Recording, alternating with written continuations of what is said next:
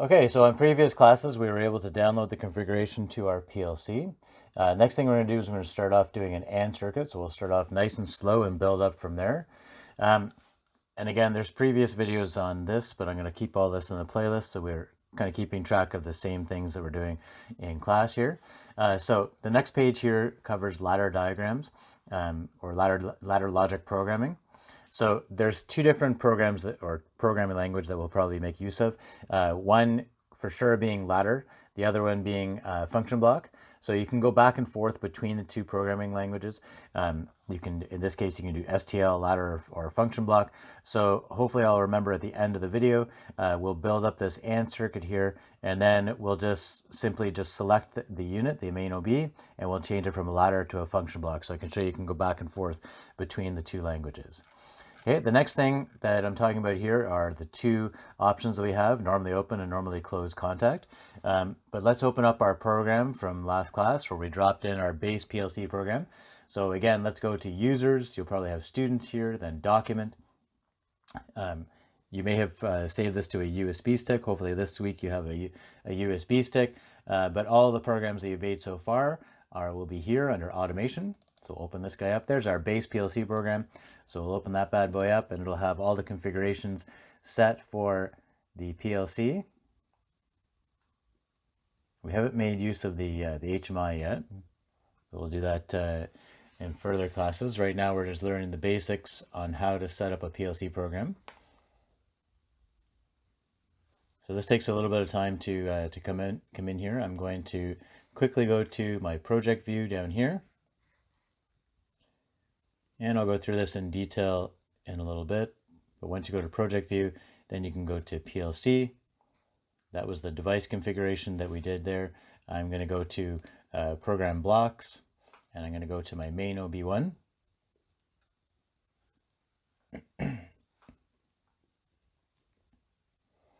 Okay, so this is your main programming window here.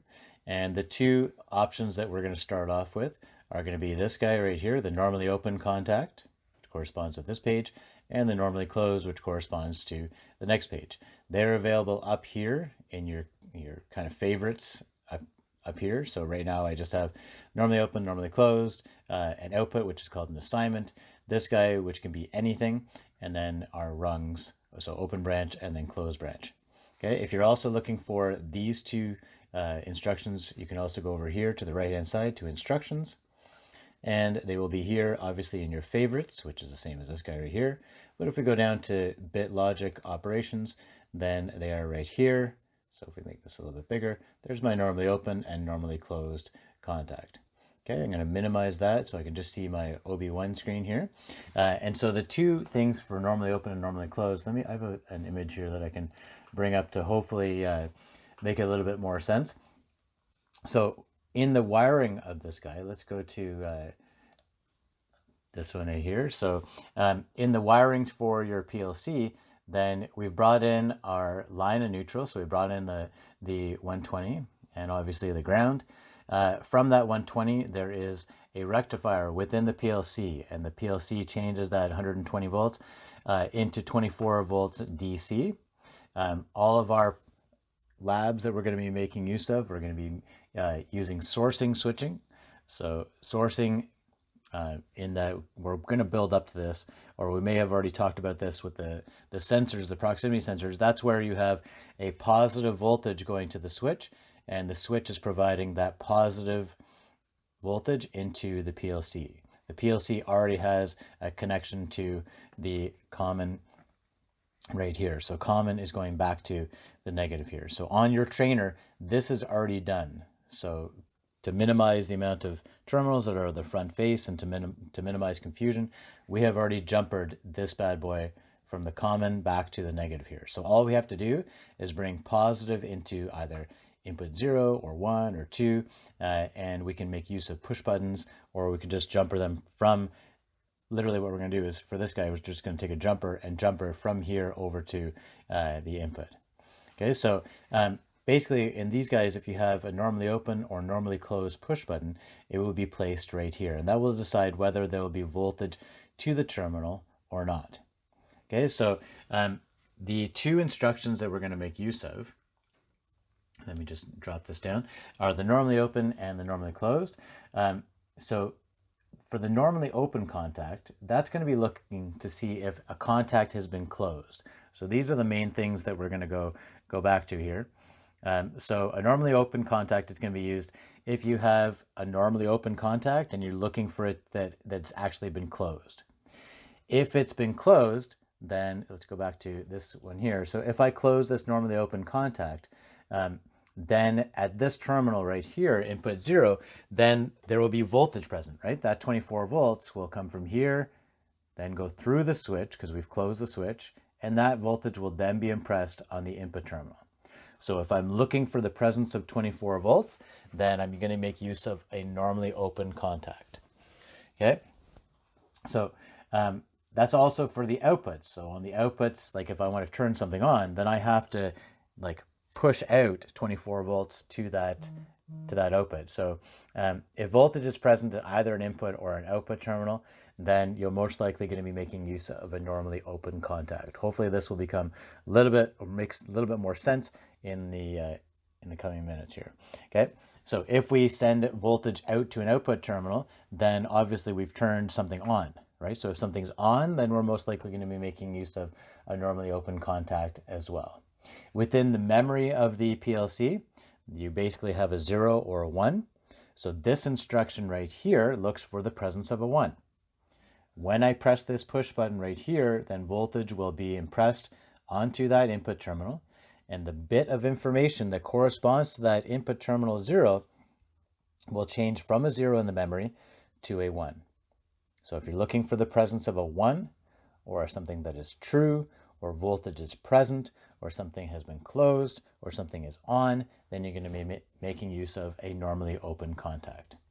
Okay, there is no hard and fast rule that like normally open physically means normally open in the ladder diagram, or that normally closed means normally closed in the ladder diagram. You'll see that both in this case, like when we get to a 3-wire, both the stop, which is normally closed, and the start, which is normally open, are both going to be making use of that previous normally open contact. Okay, the normally closed contact, that is looking for these guys. So the opposite of everything that we just talked about. Okay, so that something is open, right? That a push button is in the open state. So if I'm looking for no voltage at that input terminal, then I would be using a normally closed contact. So it's kind of ass backwards from the way that you normally think. So it'll take a little bit of time to change your way of thinking now that we get into the programming. So it's looking for something that is open. If this push button is open, then this 24 volts cannot get to the input terminal right here. So no voltage will be present at the input terminal. Also, it tells you that something is off. So if I have no voltage going to the output, then obviously something is in the off state. And in the off state, the corresponding bit of information is going to be a 0. So if something's on, it's a 1. If something's off, it's a 0.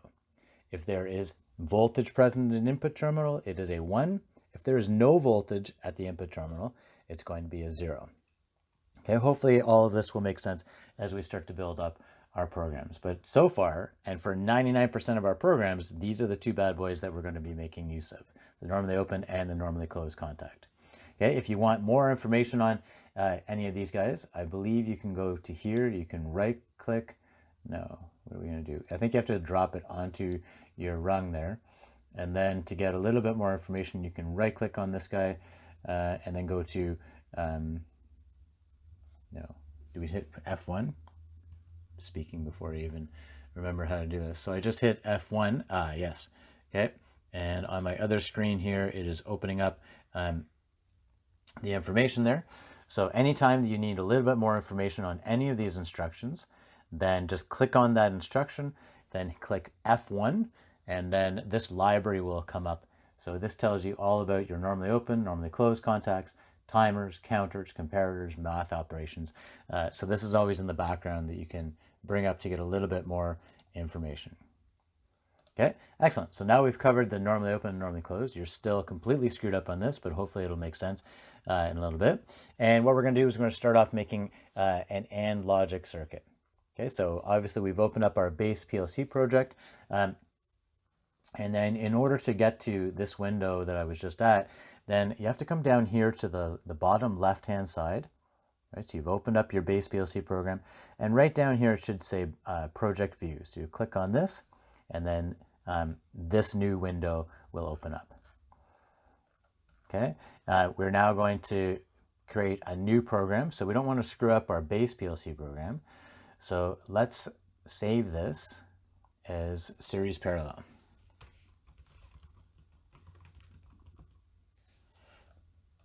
Again, name it whatever you wish, whatever makes sense to you, but this way we're not going to screw up our base PLC program.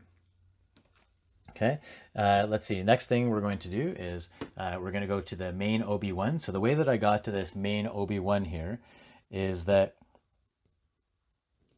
I did what? I went down to PLC. Okay, so following here, I opened up the PLC, and then I opened up program blocks.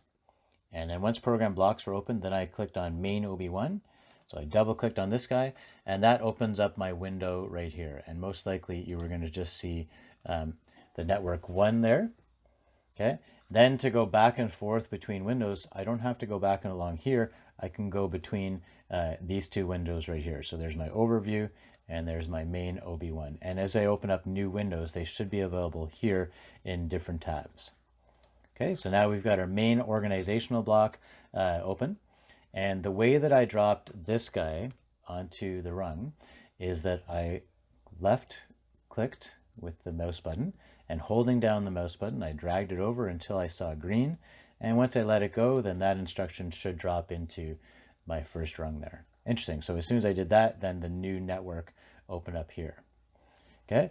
Once you've done that, then we're going to do like an AND circuit, right? A series AND circuit. So I'm going to grab another guy, drag and drop it down there. Once I see green, I'm going to let it go. And now I have 2 instructions, and those 2 instructions are normally open. So they're going to look for the presence of a 1, or they're going to look for the fact that I've actually pressed those push buttons, and I have an input 24 volts going to input 0 and input 1.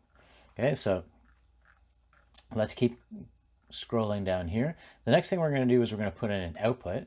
So that is this guy right here. So this looks like a coil. But with Siemens, they don't call it an output. They call it an assignment. So we're going to grab this guy right here, drag and drop until we see green, and you'll notice that it drops it onto the right-hand side of the rung. Okay, so all of your inputs will be on the left-hand side, and your outputs will be on the right-hand side. You can only have 1 output per rung. If you try and do 2, so if you try and do that and then compile, so if I go, well, it doesn't have any names or anything like that, but if I try and compile this, it's going to say, what are you doing? You got 2 different outputs in series there. So maximum of 1 output per rung. Inputs are on the left-hand side, outputs are on the right-hand side. Okay, then the first one, this guy right here, we're going to label this guy input 0.0.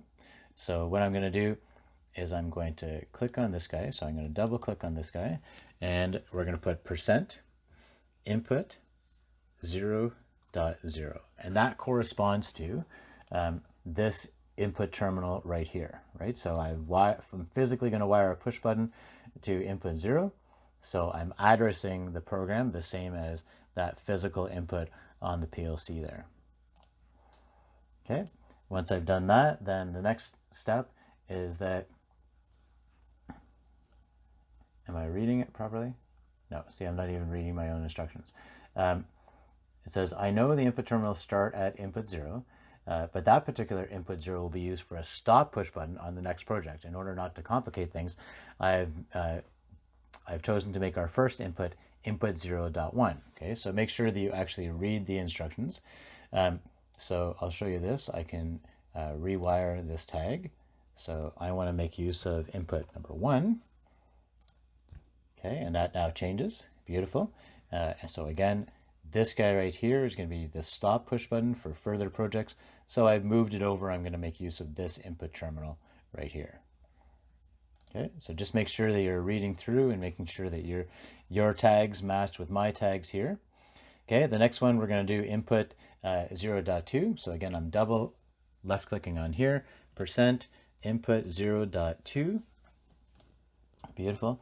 And it looks like my output is going to be Q0.0. So percent Q0.0. Beautiful. Okay, let's see if I have an image of the outputs. Okay, so you can see here, there's all your inputs on the top. Our outputs are on the bottom here. So I'm going to have an output tied into this physical output terminal right here. So again, the output start at 0, the input start at 0. So there are, looks like 8 different input terminals here. This is from the 1200, but it may be the same on the 1214, I'm not sure. But we're going to be making use of the output 0 terminal right here. Beautiful. Okay, once those guys are done, then let's keep rocking through. Okay, so now, same as we did with that rewire, we're now going to rename our tags. Input 0.1 is going to be called push button 1. So the way to do that is, I believe I'm going to right click on this guy. Then I'm going to rename that tag. And I'm going to get rid of this guy. And this one is going to be called push button number 1. So that was input 1, push button 1. That looks good. Okay, and that instantly changes. And so I'm going to, right click on this guy, rename this guy. This one is going to be push button number 2. Beautiful. And if we go to this tag, I'm going to right click it, rename, and this is going to be called what? Output 0.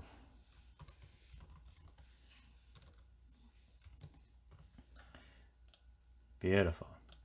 Okay, so now everything's set up. If we scroll down, then these should be the same. Looks good, looks good, beautiful. Okay, we're going to save our project because we've now made a couple changes there. Nice, and we're going to download this to the PLC. So if you come up to the top here, so click on the window here, and then, because let me click over here. No, okay, so sometimes these are grayed out. Can't get it to gray out right now. But you just click on the window right here, and then this one right here is going to be the compile. Okay, so what it's going to do is it's going to go through our program, our one line of program here, and make sure that everything is set up properly. Excellent. And obviously we have 0 errors is 0 warnings, which is a good thing. Once we've done that, the compiling, then we're going to download. So you'll find out soon enough that when you download to the device, it does the compiling for you. But I like to compile first just to see if anything's screwed up. Okay, we're now going to download to the device. Again, in the manual here, it says that if you're using PLC Sim, then skip ahead, but I'll show you how to use the PLC Sim later on. We're using the Profinet, and we're using our Ethernet connection. You may have one other option here, but in this case, I don't have that. I'm going to start my search. We did the hardware configuration for this bad boy, so we should be able to find that PLC now.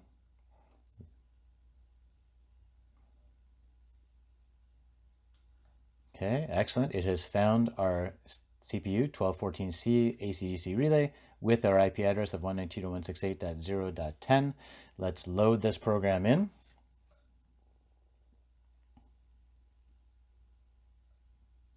Okay, this manual synchronization, this just means that, and have I covered this in the manual? Yes. The manual synchronization just primarily means that there is a different PLC program than what on the PLC than what I'm currently dropping in there. So before I did the hardware configuration, I didn't have a program. It's different than what I'm trying to drop on there. So it says, are you cool with going without manually going and checking everything? Yeah, I'm totally cool. So I'm going to continue. Then I'm going to click here and hit stop all. Okay, so that stops any previous programs from running. Okay, I'm going to hit load now.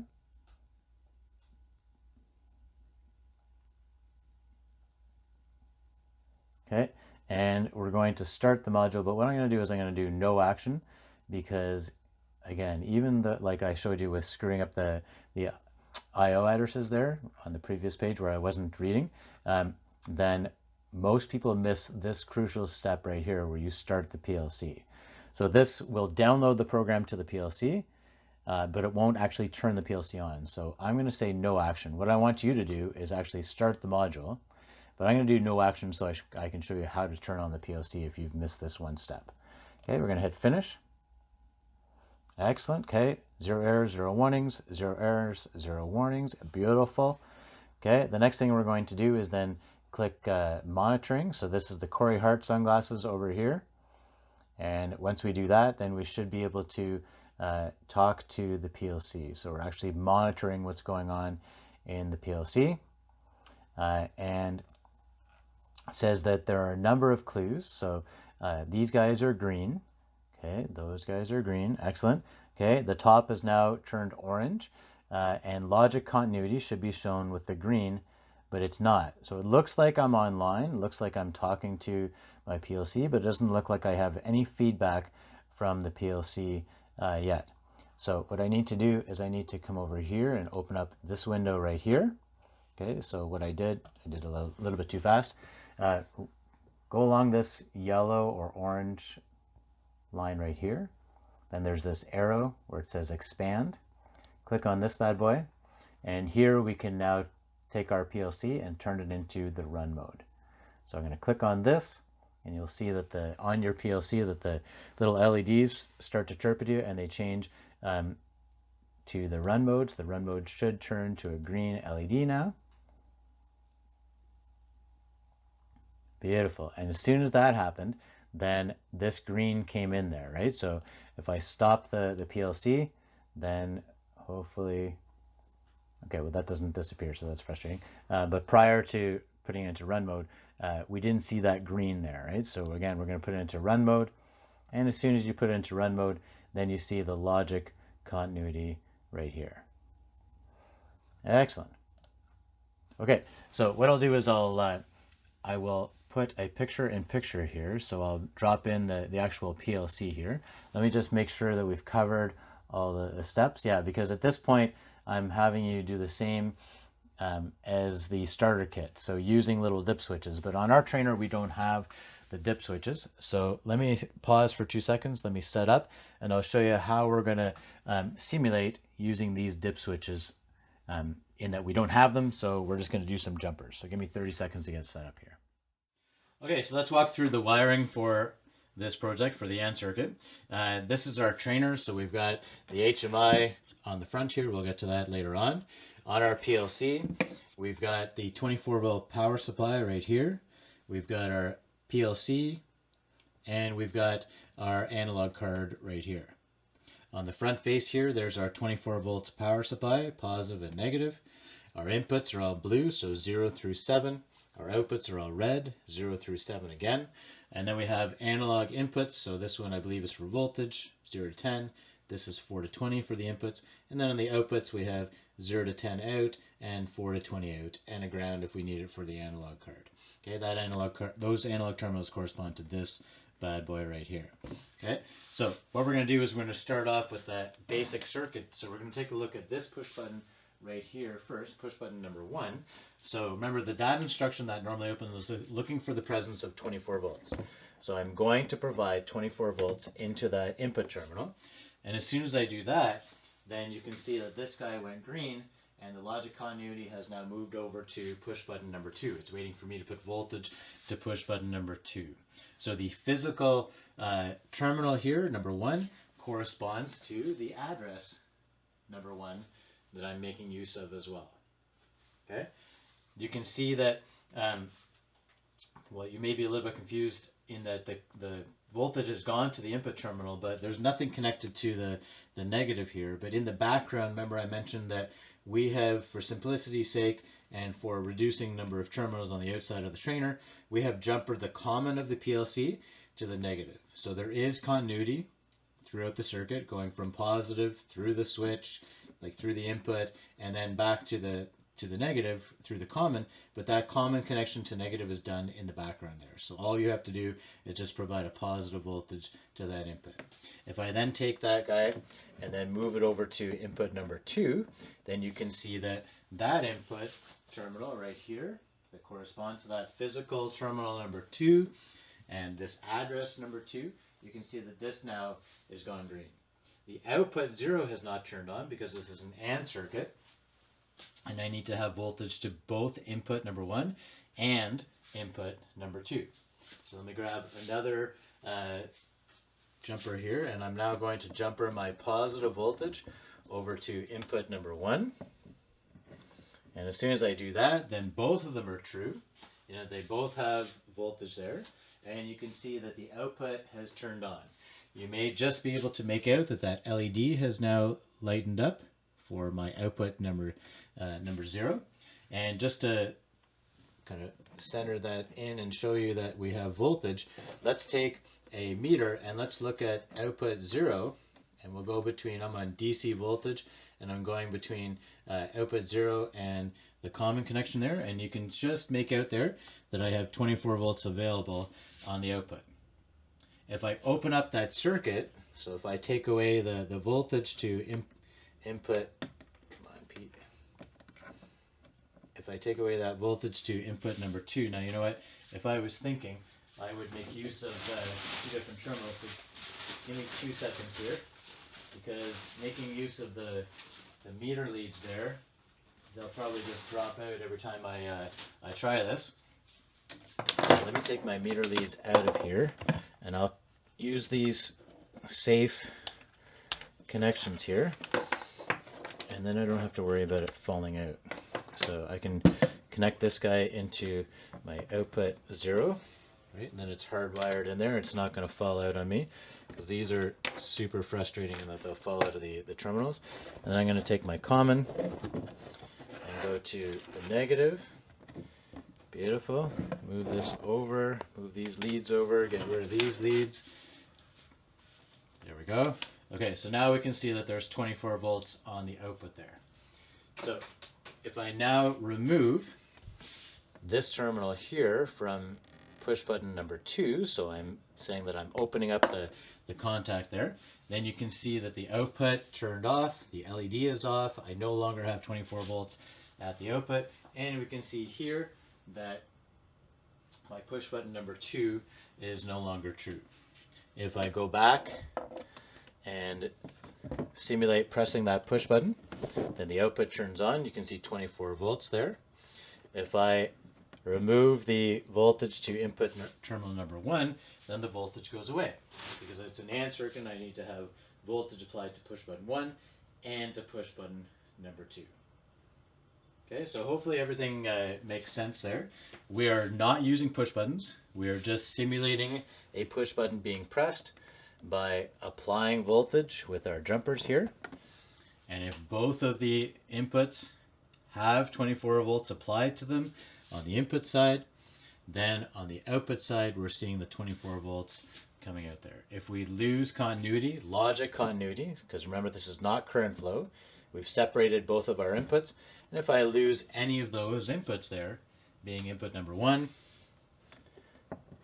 or input number 2, then I lose the logic continuity and my voltage goes to 0 on the output. Okay, hopefully everything worked out for you.